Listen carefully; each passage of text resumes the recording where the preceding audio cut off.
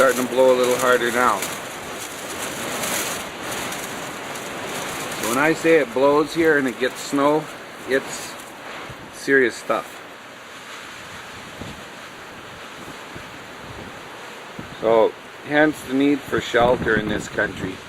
If you don't get in behind some trees and stuff, forget it. You're foobar. That's all she wrote. It's curtains for you. And I'm not bluffing on that. You gotta get behind shelter. It's just all there is to it.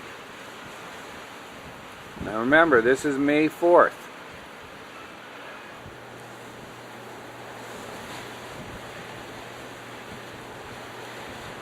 So this tree that you see in the center here, the poplar tree, is about 30 to 40 meters away.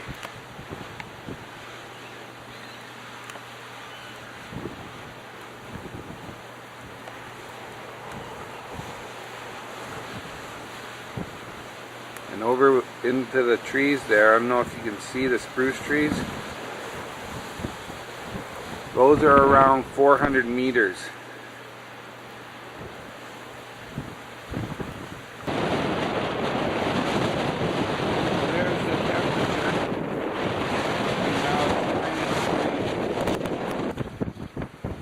And here's good old Tossdart.